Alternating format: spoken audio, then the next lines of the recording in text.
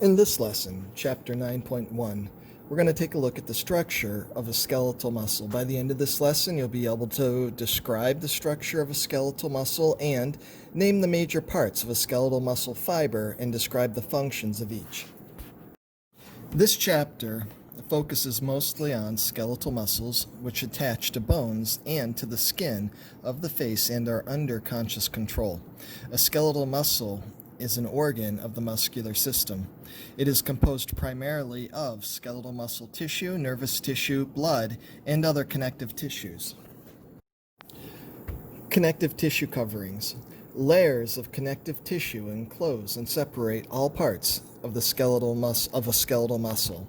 An individual skeletal muscle is separated from adjacent muscles and held in position by layers of dense connective tissue called fascia. This connective tissue surrounds each muscle and may project beyond the ends of its muscle's fibers, forming a cord-like tendon. Fibers in a tendon may intertwine with those in the periosteum of a bone, attaching the muscle to the bone.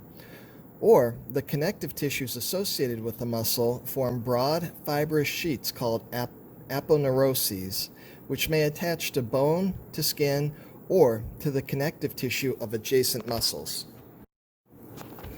The layer of connective tissue that closely surrounds a skeletal muscle is called the epimysium, which in some areas of the body may merge with the surrounding deep fascia.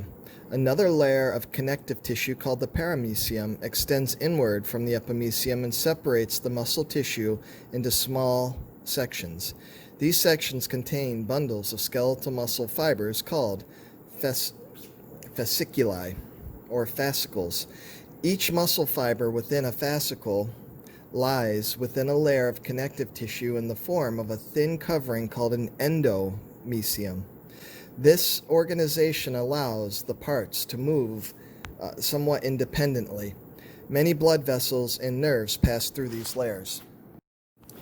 The fascia associated with each individual organ of the muscular system is part of a complex network of fascia that extends throughout the body. The portion of the network that surrounds the muscles is called the deep fascia. It is continuous with the subcutaneous fascia that lies just beneath the skin, forming the subcutaneous layer described in Chapter 6. Skin and its tissues. Yeah, that was Chapter 6. The network is also continuous with the subserous fascia that forms the connective tissue layer of the serous membranes covering organs in various body cavities and lining those cavities. As a clinical side note, a compartment is the space that contains a particular group of muscles, blood vessels, and nerves, all tightly enclosed by fascia. The limbs have many such compartments. If an injury causes fluid, such as blood from internal hemorrhage, to accumulate in a compartment, the pressure inside will rise. The increased pressure, in turn, may interfere with further blood flow into the region, reducing the supply of oxygen and nutrients to the affected tissues. This condition, called compartment syndrome, often produces severe, unrelenting pain. Persistently elevated compartmental pressure may irreversibly damage the enclosed muscles and nerves. Treatment for compartment syndrome may require an immediate surgical incision through the fascia to relieve the pressure and restore circulation. Skeletal muscle fibers. Recall from muscle tissues that a skeletal muscle fiber is a single muscle cell. Each fiber forms from many undifferentiated cells that fuse during development. The resulting multinucleated muscle fiber is a thin, elongated cylinder with rounded ends that attach to the connective tissues associated with the muscle. Just beneath the muscle cell membrane, the sarcolemma, the cytoplasm, the sarcoplasma of the fiber contains many small oval nuclei in mitochondria. The sarcoplasm also has abundant long parallel structures called myofibrils. The fibrils play a fundamental role in the muscle contraction mechanism.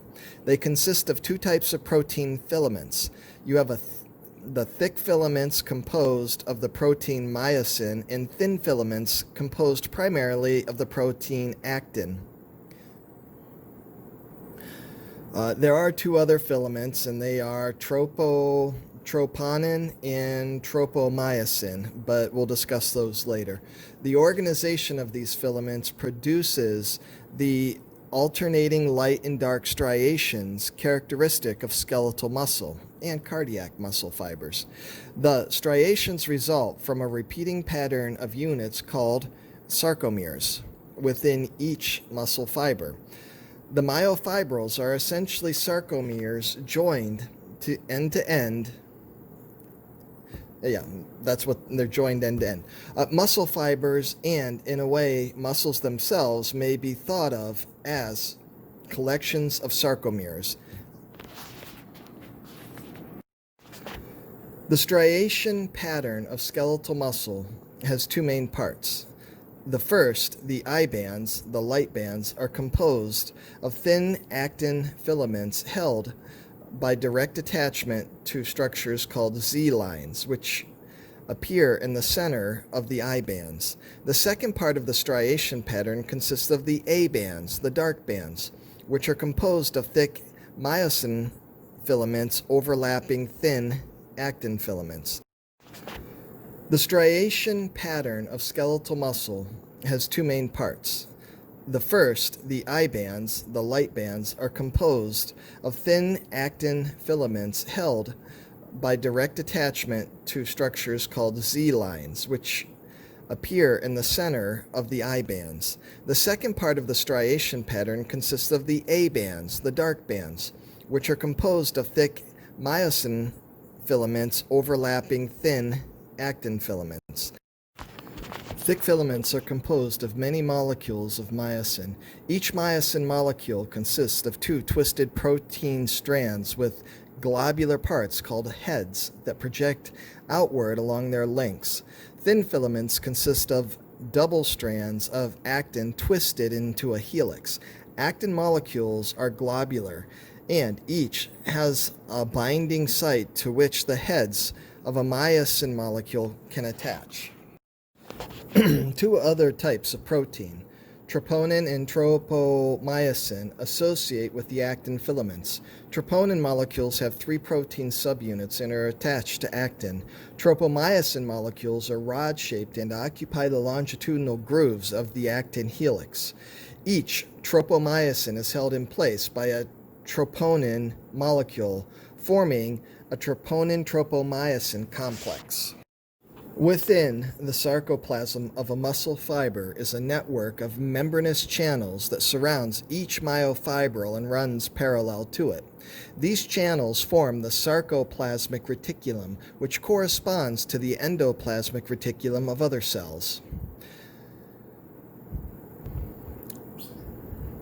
Okay, so a set of membranous channels, the transverse tubules, extends into the sarcoplasm as invaginations continuous with the sarcolemma and contains extracellular fluid.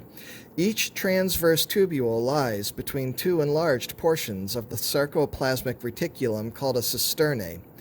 These three structures form a triad near the region where the actin and myosin filaments overlap.